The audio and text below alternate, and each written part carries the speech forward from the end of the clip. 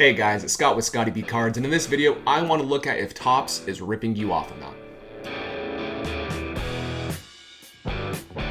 Topps, are you ripping us off? That's a question we all wonder. Like, we open up a box and say, wow, that was bad. That was nowhere close to paying off the value of the box. I want to take it one step further. Lately, I've been watching, box breaks as I do dishes or I clean the house because it's fun to watch people open up product, and I live vicariously through them because I don't open product often. I did some product openings on my channel, but I just don't really spend my money that way because I'd rather buy a really cool single. That's just me as a person. But some people, they love ripping wax. But it brought up the question. I watched Jab's family open up a preview case of Topps Sterling from 2023, and in that case he opened up 4 boxes. Each box has 2 cards. He got a total of 8 cards, and one of them was a Nolan Ryan 1/1 autograph, and each box of this product is $1,000, right? I want to put that out there. $1,000 for each box. He gets the Nolan Ryan 1/1 autograph, and that didn't even pay off the box. That didn't pay off the box, and it's a case hit, arguably. You're looking for a 1/1 of a Hall of Famer, and then the rest of the box was bad. It was just bad. Like, I couldn't even imagine paying $1,000 for a box and then getting slaughtered the way that it happened. And I wanted to know, how often does that happen to these people who buy these boxes? How often are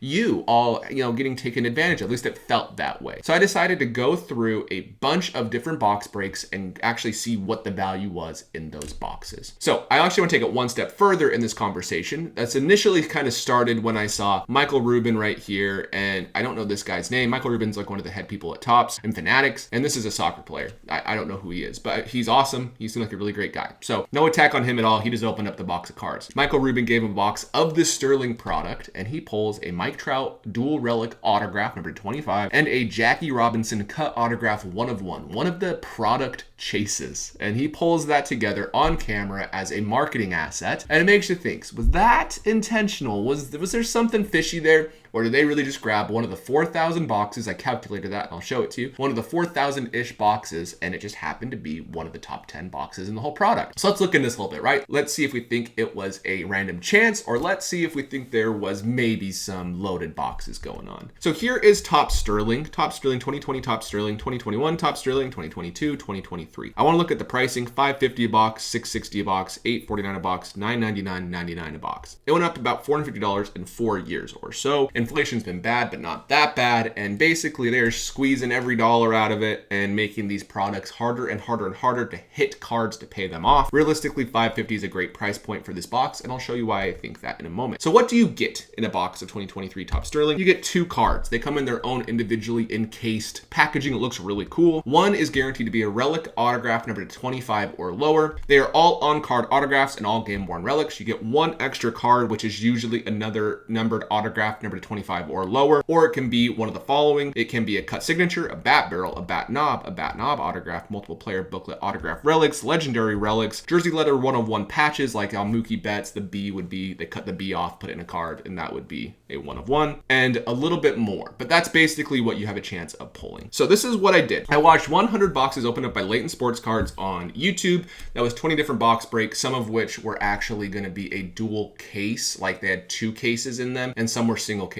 I watched them in order, dual case 1 through however many existed, and then I started over on the case 1 through ever how many I needed to get to 100. I wanted to be as fair as possible and not like pick and choose what I did, so I watched them in order 1, 2, 3, 4, 5, 6, 7, 8, because they actually have them ordered on the YouTube channel. So that's how I did that, and then I put all of the cards into a spreadsheet. I then comped all the cards in the spreadsheet, and I actually have that spreadsheet in the description of this video if you want to see the math. And I actually took a screenshot of all of the comps I used. I'll try to include that as well if I can, and if I can, you can see the comps I used to show I was being fair and not just picking and choosing. Again, I tallied up the total value of each box and put them into the descending order of value from the lowest all the way to the highest, and I have the results I want to share with you. Before I do that, I want to look at the total print run of how many of these boxes exist. So because each card is numbered, and because when you get 2 cards per box, you can get a really good idea of how many boxes and cases exist. There's about 8,044 cards in this set. It's not perfect because like the relic 1/1s, there's multiple of each player, but on the checklist it just says 1, so I just counted 1, but realistically there's more than one of those. And like Mike Trout, it said his autograph was numbered to 25 on the checklist. It's actually numbered to 15 for the base version, so that's also going to be a little bit lower. But either way, we'll just say exactly what the checklist said. It's 8,044 cards. Divide that by 2, you get 2 cards per case. You have 4,022 boxes. Divide that by 4 because you get 4 boxes in a case, and then you have 1,006 cases. So I viewed 2.5% of the entire print run of this product, if those numbers are true, because I viewed 100 boxes, and you get the idea. Let's look at the total money made. If they sold each box for $9.99, Topps themselves, then they made about $4 million in total sales. I'm guessing they had about at least 50 points of margin, which is where you see the 2 million, but I gave them benefit of the doubt and said it was lower than that. But realistically, it could have been higher than that, because 4 years ago, they were selling it for, what was it, $5.50, and they were probably making at least 20 points of margin there, or else why would they even do it? So I'm guessing they probably made $3 million, $2 to $3 million. $1.5 to $3 million, we'll say. Here's the good. Here is the best box I saw open. This happened in the 4-box case break number 7, so the 7th of the singular case breaks. We saw an A-Rod autograph number 215. This out of 10 sold for $130. Another 15 sold for $100, so I said $120 in value. And then we have a Honus Wagner dual relic cut autograph, which is really cool. This is the stuff you're opening up this product for. You want to hit this. This is what you want to hit. And so we can see this Honus Wagner. It sold when in the Dynasty version, dual relic autograph, for about $7,000. So this is about $7,120 of value from the best box I saw. Here's another really strong box. They had the Freddie Freeman bat knob right here. This is actually the bottom of the bat, and they actually cut it off, put it in a card. Pretty cool. That exact card sold on auction for $1,338. Then we have a Shohei Ohtani autograph dual relic number 25, sold for about $1,100. So that's a $2,400 to $2,500 box. That is a great box as well. But for every box like that, there's about 10 like this. Maybe not this bad. This is the worst one I saw, but you'll understand what I'm saying in a moment. So 19 boxes had less than $200 of value. So imagine you buy a box, you have a 20% chance to lose $800 at least before you even sell the card, because they take 13% of the sale on eBay. But box 10 in particular was the worst. I want to paint a picture. You are excited. You saved up money for a few months to buy a really high-end box. You're deciding which to buy, definitive, if you want to buy Dynasty, and you decide, I'm going to buy Topps Sterling. I saw Michael Rubin pull a 1/1 cut autograph of Jackie Robinson. I want to go for the Babe Ruth, which is 1 in about 8,000 cards, or 1 in 4,000 boxes. So you open up a box. First card, you pull this Byron Buxton triple relic autograph number to 10, and that goes for about 30 to 40 bucks. And you're just thinking, oh no, what have I done? You know what? Maybe it's not a bad thing, because maybe the next card's huge, which is why they gave me a really bad first card. That is what I'm thinking, right? Next card you open is a David Wright dual relic autograph number to 25, worth about $39 on auction. And your stomach sinks because you just lost 920 bucks, essentially a 92% loss. And this happens a lot. Again, 19 boxes lost at least $800 of value. And then there's the ugly. That was the good with like the good stuff, the bad, what we just saw, but this is the ugly. We expect bad boxes. We can't have Topps have everybody be a winner, because if they did,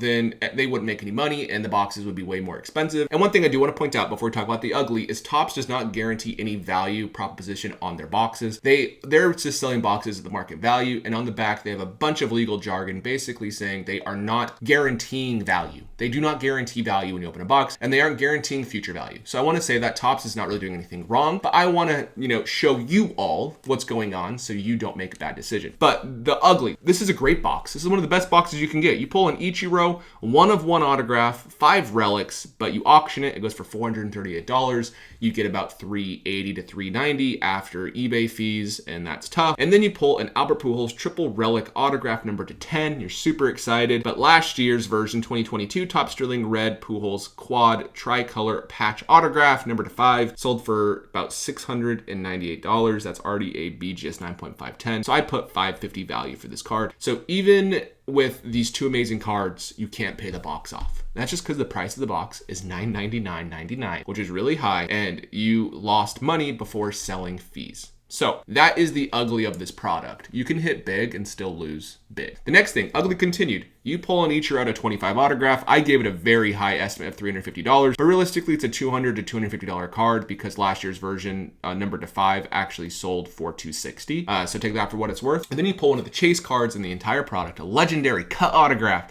Yours is of Warren Spahn. Look at this cool patch. Well, you actually can see the Luminaries version sold for $390, and the Triple Threads version with way cooler patches sold for $511. So we'll just say $511. So basically you made $861 on this box. You lost $138 with a high valuation for that Ichiro. And again, you're feeling pretty bad. You were excited because you pulled a cut autograph, but then you look at the comps and you're like, what? How does that make any sense? And let's look at the ugly one more time. Here are the top 5 boxes that you lost money on. A Marvin Gaye 1/1 cut autograph doesn't pay it off. Then you had a Ronald Acuna Jr. Sterling out of 5 quad relic patch autograph worth about $250. You have an Acuna, Chipper, Dale Murphy triple patch autograph that's worth $600. I thought that was going to be worth $1,500 or so. It's worth $600. So that box is $850. Then we saw the Spawn and Ichiro, the Ichiro and Albert Pujols, and then you have a Jose Altuve number to 10 triple relic autograph with a Nolan Ryan 1/1 autograph with 5 colored patches, and that is worth $860 in auction because we saw the exact card sell for $860, and that's a total of $976.50. So all those boxes lost you money. So let's break down exactly how much each box can expect to give you in value and so forth. The median value, so box number 50 was $328. So the 50th best box right in the middle is $328 is what you actually made on that box, a loss of about $600. The 25th percentile, so the 25th best box, there's 24 boxes below and 70 boxes above it, right? 74 boxes above it. That's $217.50. 75th percentile, so everyone's at the very top, that's $554.50. So you're not losing, 50%, only losing 45%. And then you have 90th percentile, like we just saw a second ago, it's worth $938, and only 9 boxes made more than the price of the box. And a majority of those boxes were only higher because of Shohei Ohtani, because Shohei Ohtani's autographs are worth so much right now. The one had a Freddie Freeman bat knob and the Shohei, so that would have been higher, but 3 boxes were paid off because of Ohtani. You had one other bat knob of Anthony Rizzo. I gave it a high valuation of $1,000. That might not go for that amount on the open market, but I said it did. A jumbo booklet patch autograph. It was actually really cool. It's like Soto, Guerrero, Tatis, Ronald Acuna Jr., and one other player. Might have been Shohei. I don't think it was, but it might have been someone of that caliber. That went for a lot, which is a great card. You have the Honus Wagner cut autograph that we saw, and a Babe Ruth had 2 pieces of his game-used bat. It was the 1/1 for Babe Ruth in this product of the dual bat card. So pretty tough, right? Basically, you're almost guaranteeing yourself to not make money. And even the boxes that did make over $1,000, 3 of them were kind of barely over the price of the box, 50% gain, 40%, 20%. So it's not like you're going to do really great even if you hit big and get really lucky. But you are opening this product for the Honus Wagner cut autographs, the Soto, Cunha, Vlad, Julio Rodriguez, Tatis booklets worth $3,500. That's what you're trying to get. And the truth of the matter is there's not a good chance of getting them. You have like a 1 to 10% chance of getting anything that's really going to pay the box off. About a 1 to 3% chance of getting something really big that's going to make you $3,000 or more. It's not the best situation for your money. So takeaways. If this box was $600, it'd be a good price. 24 boxes would have paid off and would have been worth about $600, which would have been a quarter of them pay off, which is where I think it should be. These cards are going to lose value year after year because they print the same players every single year, Ichiro's in every single Sterling set, and will be for the foreseeable future. Same with Pujols, and they'll keep signing forever, and it's going to be tough until eventually they can't sign anymore in 30, 40, 50 years, and that's when maybe the cards will go up, but probably not because we're going to have thousands of them on the market, if not hundreds of thousands of them on the market. I would just buy singles. If there's a cool Nolan Ryan 1/1 autograph you buy for $850 and a box is $1,000, I view that as a complete win for you as the buyer. Basketball and football probably are worse. I showed these numbers to a few people I have a group chat with, and they were saying, yeah, these are bad, but you should see basketball. So for that purpose, I think Topps does do a great job. This is a fun product, and the checklist is really strong. It's just the market's not there for them, and I think Topps should lower the price because they're making good margins on it, and the truth is people are getting kind of screwed over, and this is what it is as people are chasing the high-end stuff. So the final question, the one I kind of proposed at the beginning, I'm not going to share my thoughts because I'm not going to accuse Topps of anything. It literally could have been just random chance. It literally could have been. But did Topps load the box for that marketing event? I'll let you decide. Let me know in the comments what your thoughts are. They pulled one of the top 20 best boxes out of 4,044 boxes from our math from the checklist, and that's about a 0.5% chance of getting that box. So if you enjoyed this video, let me know in the comments below, and I can do this for other products as well to see if products are worth your time in opening. I can watch them, gather data, and report back to you. Let me know if you want that type of video, and I will see you in the next one.